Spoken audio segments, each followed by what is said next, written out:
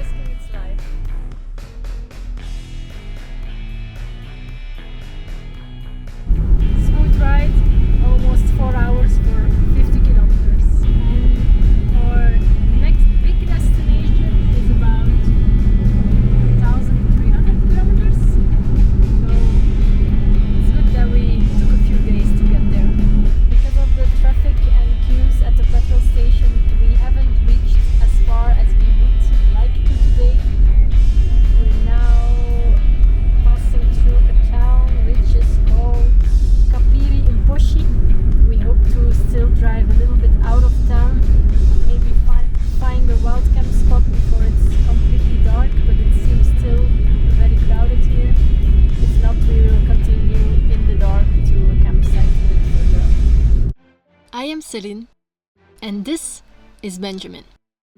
We are traveling the world with our Toyota Land Cruiser. After completing the first leg of our journey through Europe and the Middle East, the next chapter is Africa.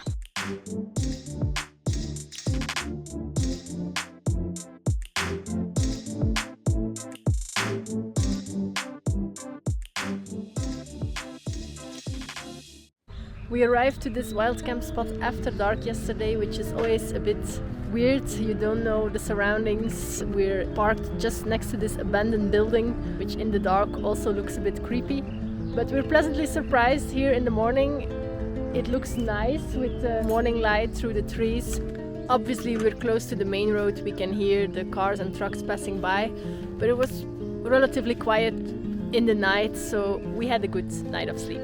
And we're ready to hit the rest of the road today because we still have a lot of kilometers to drive. And of course, the same like home, but after dinner, Celine does the dishes. There's no difference with at home. Here she gets running water. That's the difference. At home, she has to get the bucket.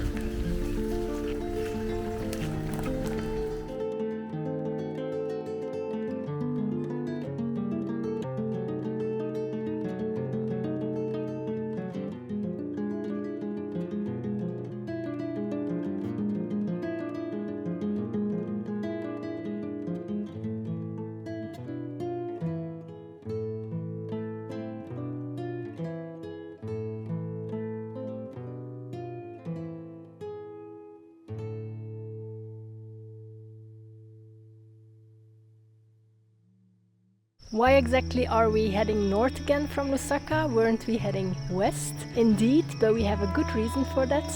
We have been spending more time in Zambia than we anticipated, so in the meantime we are well into November and the bat migration in Kasanka National Park has started. It's a detour, but it should be worth it. Everyone is saying we cannot miss it, so we're heading to the north. And while we're heading north, we decided to include another stop. We heard lots of travelers raving about Mutinondo Wilderness camp. It's a camp situated on 10,000 acres of wilderness. There are not a lot of wild animals, but they have designed lots of hiking trails. You can use canoes and stand-up paddle boards, so we're happy to be a bit active.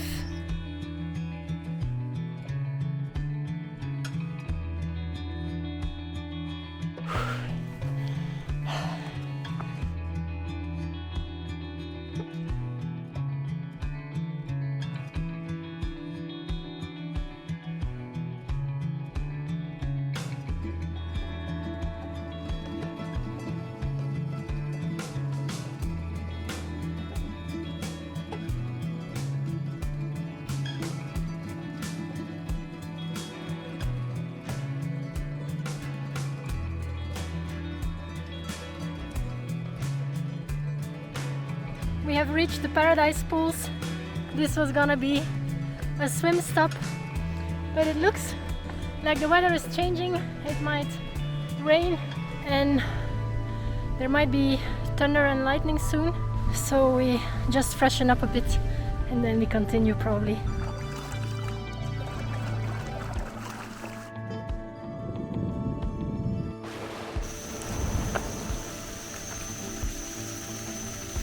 Time to go.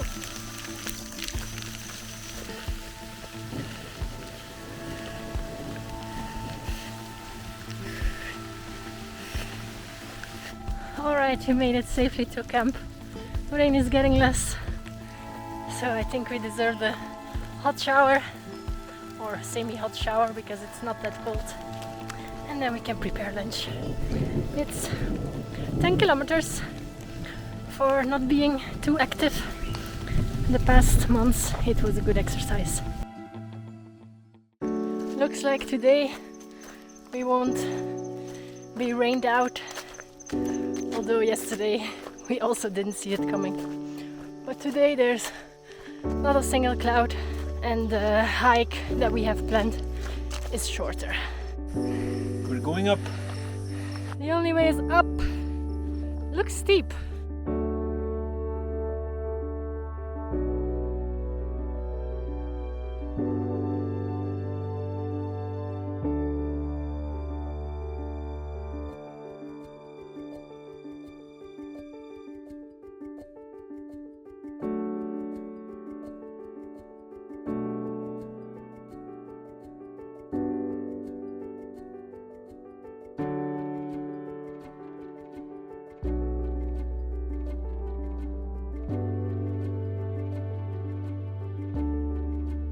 We really like it here. The name Mutinondo Wilderness is not a lie.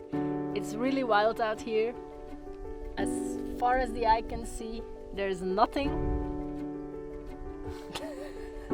That was my line. So it's no fields, no houses, no building, no nothing. Just bush, bush, bush as far as you can see. As far as my eye can see or your eye? Blah, blah. We entered Kasanka National Park this morning. We have been driving around a bit. Didn't see that much. Lots of pukus and also a new antelope species for us. The sitatunga, which is common to see here, although it's still elusive. But from our campsite we could see it well. And now we are... I just saw one jumping away. A big male one. The main reason we are here is of course for the bats. This bat migration is the biggest mammal migration in the world. You would think about the wildebeest in Kenya and Tanzania, but actually this one is the biggest. They estimate that about 10 million fruit bats come to here to feed on the trees here. That's huge. We hope to see them today. There are different viewing platforms here, but to access a height you have to pay. We are here for 2 nights, so we cannot do that every day. We probably do that tomorrow evening, but today we are at the public viewing area, which you can just access for free. While we were in camp this afternoon, the weather completely changed, and now all the tracks are super wet and a bit muddy. Normally the bats fly out around 6 p.m, but when it's cloudy like this they might be earlier, and it's now 5:30 and the first ones are coming.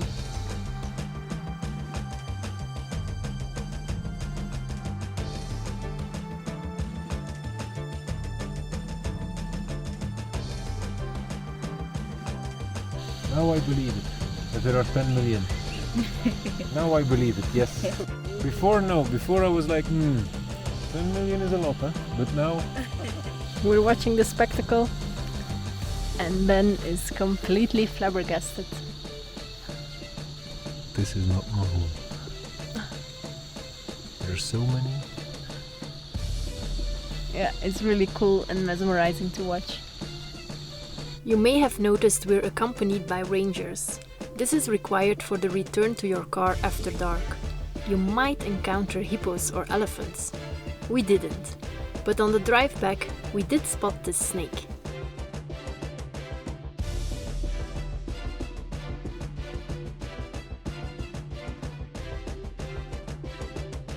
Looks big on video, but it's actually tiny.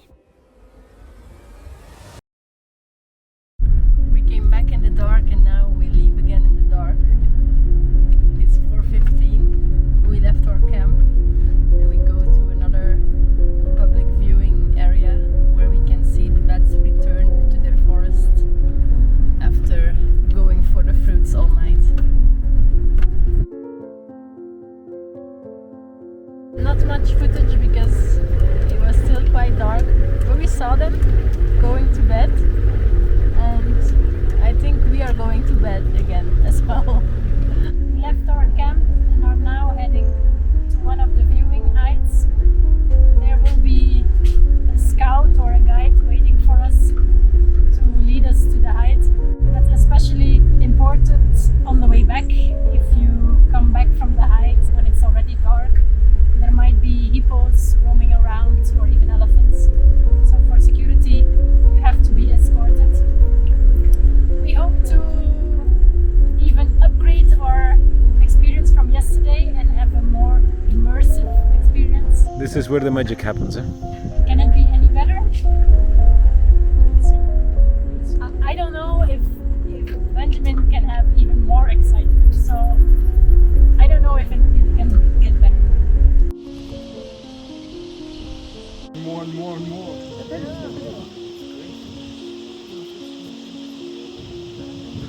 How many do you count? It got even better than yesterday.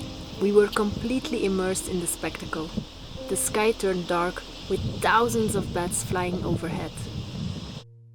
We left Kasanka National Park this morning, ready for 1,100 kilometers of slightly boring, very straight roads over the course of the next days.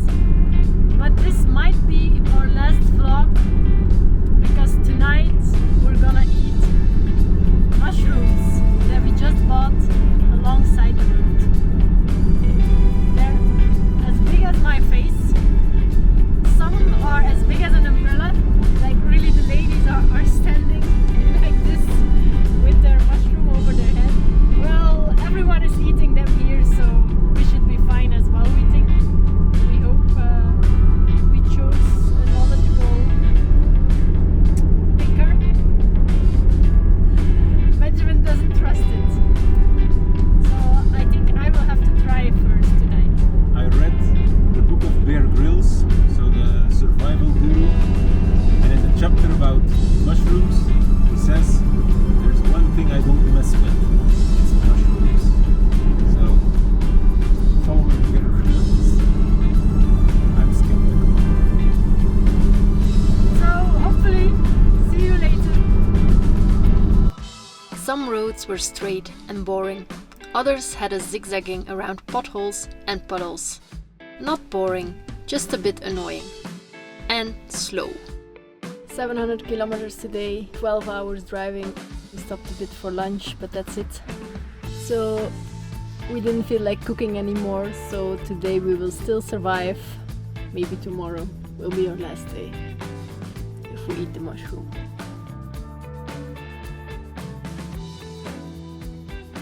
The second day of driving was more of the same. Endless straight roads, spiced up by occasional obstacles. And then we added our own twist. We suddenly got waved by a bus that something was wrong with our car. We immediately knew what it was. The backpack that's hanging at one of the auxiliary tires has the tendency to move sideways the last days, and it moved too much sideways, and it was in front of the exhaust, and the whole plastic and content of the bag is burned. The content is not so bad because it was just charcoal and lots of trash, but yeah, the back as such, it's a pity. Back on the road, it's some loss. The good thing is we could rescue our hammock.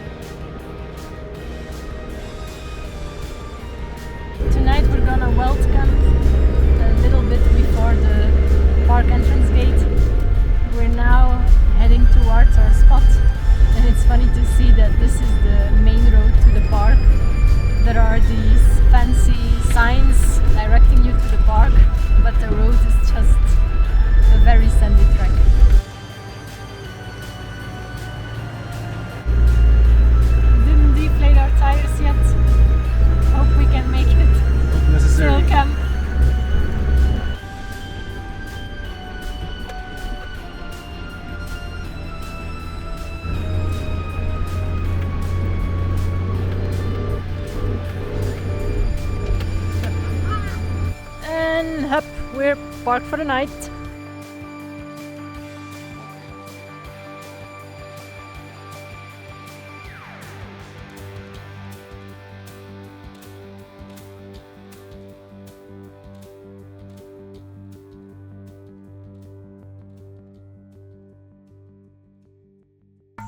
Tonight is the night we're gonna prepare the big mushrooms. How do you clean those?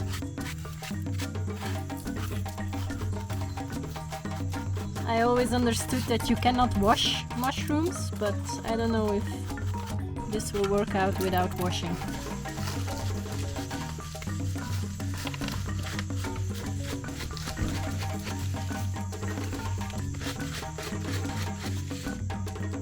Still don't know if it's edible. If someone knows.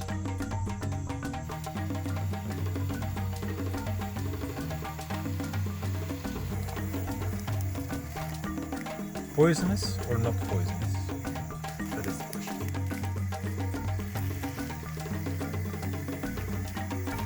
He's terrible. I'll be the first to try. Luckily we're super close to facilities, medical facilities, and the road was super easy.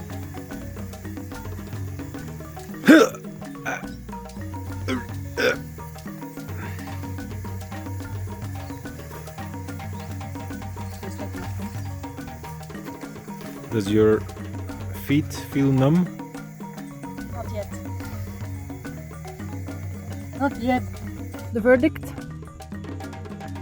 It's sandy, but okay. No instant death. Instant. So Slow. that's already good. Let's rate it 8 out of 10. 7.5. Why? It's That's already the 2 points. Why 2.5? Morning! Meet these two mushroom survivors. slow working mushrooms. And now we keep on bumping to the entrance gate of Liuwa National Park. We have deflated the tires to 1.8 bar, but still it's a very bumpy ride. It will be hard to spot wildlife like this. Benjamin can only focus on the track, so it will be just me. We have arrived to the plains.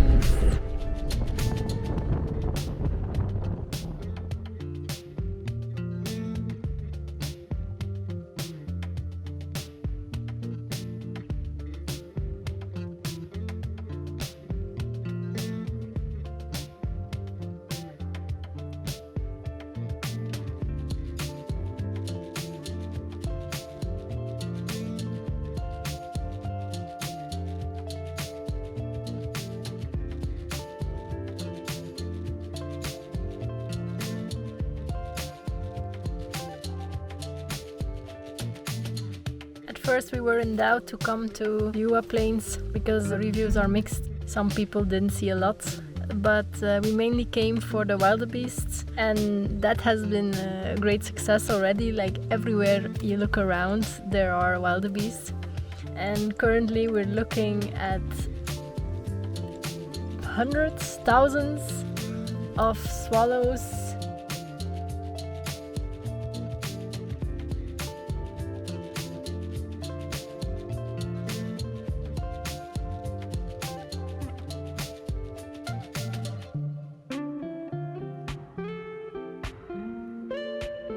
Straight ahead there's a fish eagle, then you have these little antelopes that we still don't know the name of. Tsetse? No, tsetse. Tsetses are the flies, but something with... There aren't many tall trees on the plains to shelter animals from the relentless sun. So when we spotted this small forest, we cautiously looked beneath the trees, looking for... Oh, there it is. Oh, it's coming. There are 2, 3. Wow. It's a Again, very close. That's 1, 2, 3, somewhere there. 4, and the 5th one on the back.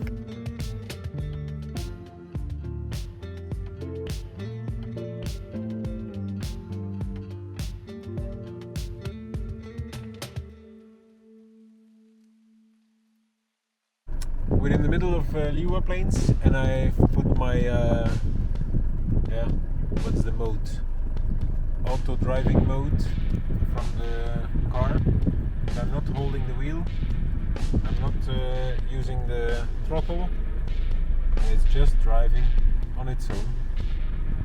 So eat this Tesla on a Toyota from '99.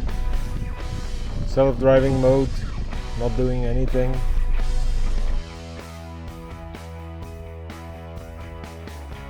The animals started to hide under the trees looking for shade, and so did we. We came to our camp and had lunch and some rest, and we're about to leave again, but we heard there are lion tracks about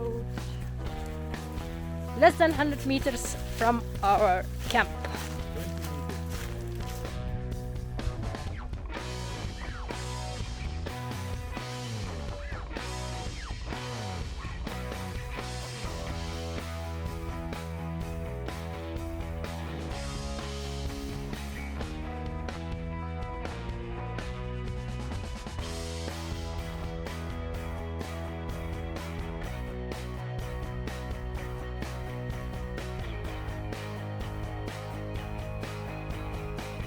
Well, we thought we saw a lot of wildebeest this morning already, but this is next level.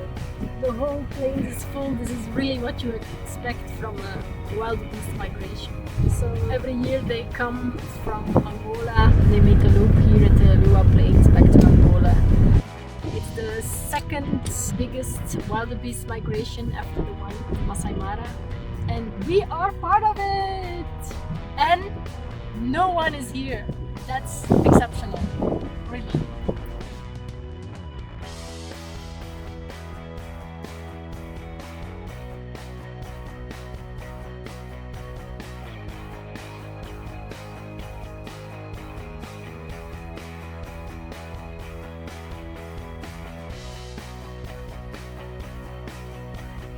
We went back to the lions. They left the bush and they're out in the open plains now.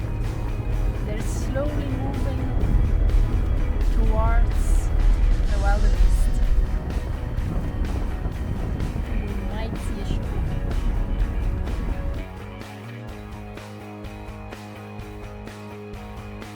We were there, but the show didn't start in time. And now the sun is setting and we have to head back to camp. Next time.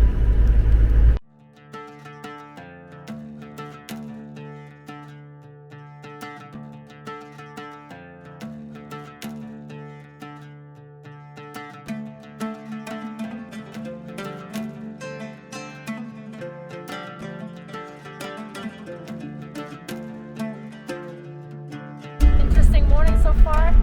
It's a bit chilly, hence my fashionable outfit. But we saw already quite some interesting things. The day started with the wildebeest carcass that was being eaten by a fish eagle. We saw 2 hyenas, jackal, what else? Of course, lots of wildebeests and zebras.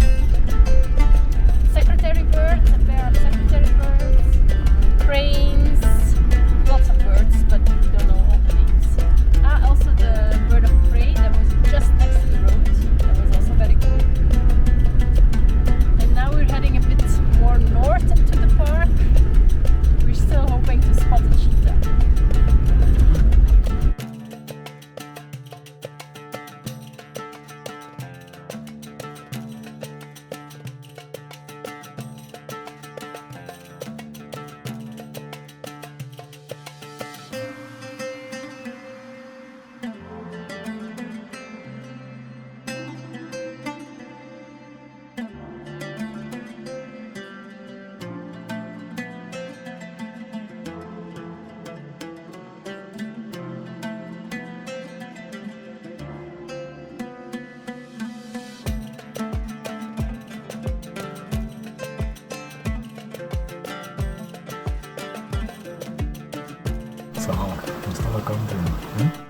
We didn't spot any cheetahs, but we did get our share of wildebeest sightings, and we can't forget all the beautiful birds.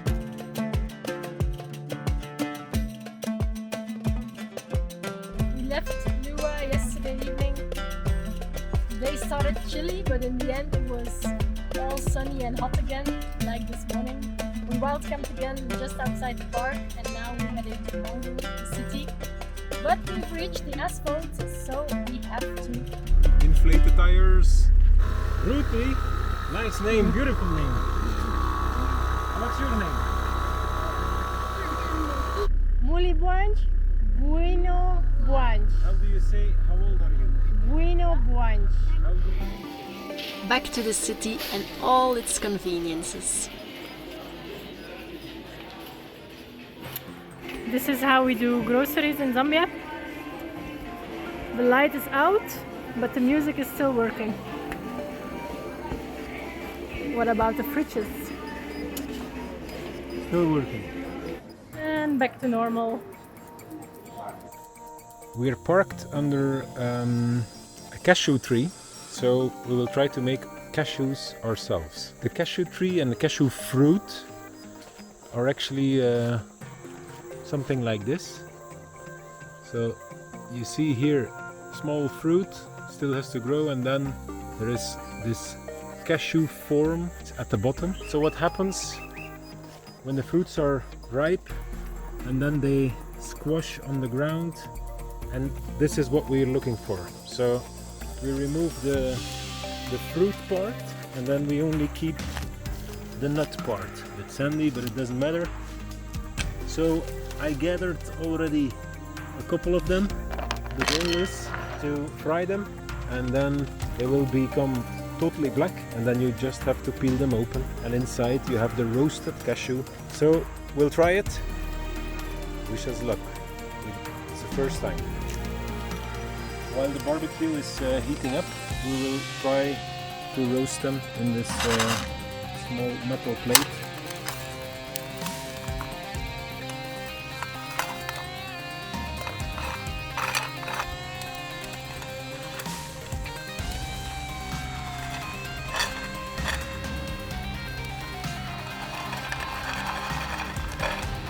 Benjamin wants to get them off the fire. They're not completely black yet, but Mr. No Patience wants to take them off. Yeah, look, I think they're black enough. We'll now put them to rest. They have to cool down, and then we can crack them open. I'm very curious. We already know that the easiest way is just to buy them. That's for sure. This is what it looks like. I put them on some towel because probably it will cool down a bit quicker, and this will be nice to clean. Wow. For comparison reasons, I also took some from a bag.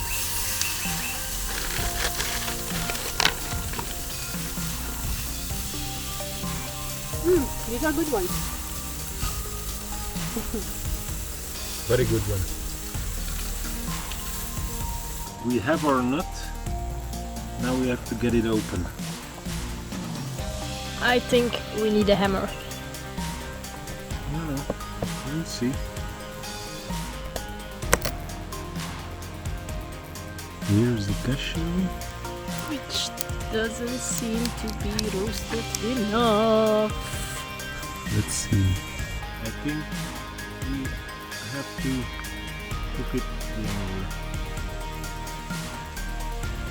No, Do you know it's poisonous when it's not cooked enough? I think it's okay. No. Maybe longer roasting. This is the moment where I say, told you so. Looks like we won't be eating anytime soon because everything goes off the barbecue again and the nuts go on again. You know, when building or preparing something, you have two types of people. The one that follow the manual or the recipe line by line, and the ones that just read it diagonally and then do their own thing. We're both in different camps. So this afternoon we asked the team here how we should prepare it, and they said it should be black. So that's why I thought we should wait until it's black. And Benjamin is more of the let's try and see, and I have to experience it myself before I believe it. So remember, we fried them, cooked them, whatever. And now we're trying to open them.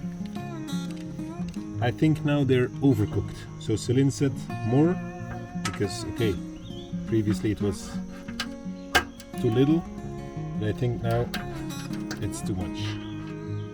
Oh yeah, they have been in the rain the whole night. Maybe that's also not the best. Influencers in the wilds with your 3 sponges in the background. Best framing of the shot ever. We still didn't figure out how to then get the peel off without maybe ask the ladies. Killing the nut. So this is what it looks like. Roasted cashew. It starts to be something like this. But how do they peel it? They were out in the rain all night, so maybe a bit more wet than usual. Yes.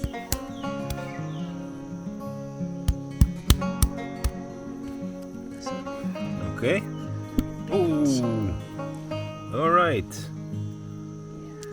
Just peel them.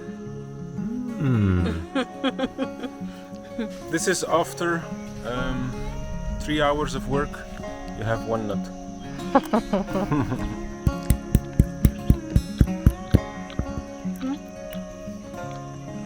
Qua smaak zijn ze niet verkeerd, hè? A bit too much roasted indeed. Yeah. We left Mongu southbound and we are now at the edge of the Zambezi River at a super beautiful spot.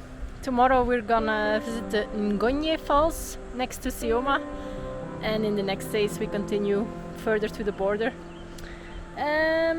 Apero time. How is apero possible without our homemade cashew nuts? We have fancy bread and olive oil that costs as much as champagne. Because somebody didn't pay attention to the price. How does the So sparkling. 2017, how much was it again? Something around 20 euros, 25 euros for a bottle of olive oil from the house brand of the supermarket. So not even a premium one. It's fruity, sparkling, a little touch of you really taste the blanc de blanc. So yeah.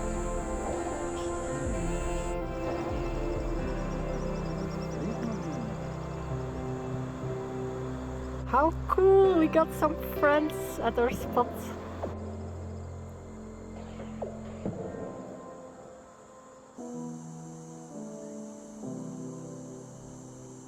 We're waiting at the entrance of the Ngonye Falls. We're here too early. We arrived at 7:20, but probably it only opens at 8. We could, in theory, open the gate, but yeah, you don't want to be trespassing.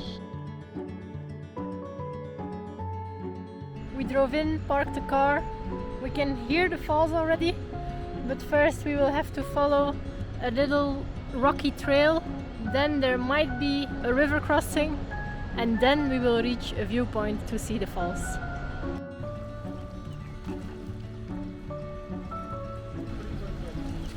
I am keeping it dry as long as I can. In crocodile and hippo country, I don't need to go in the water if it's not really needed.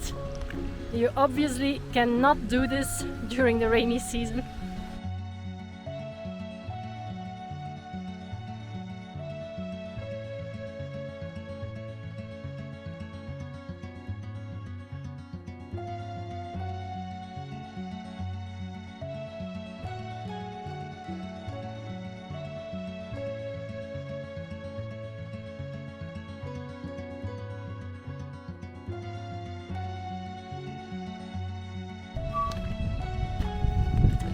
Ready to leave Zambia?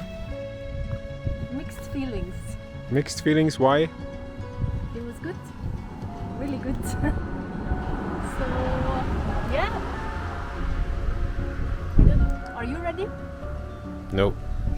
but we're off to Namibia. We will follow the Zambezi River for another 40 kilometers to the border, and then we cross into Namibia at Katima Mulilo. I have to take a look at the map because I'm not yet familiar with the name. Katima Mulilo. So that's in the Caprivi stretch. We don't yet plan on visiting Namibia right now. We're actually on our way to Botswana, but that will be in the next days. So we probably see you again in Botswana. Bye bye.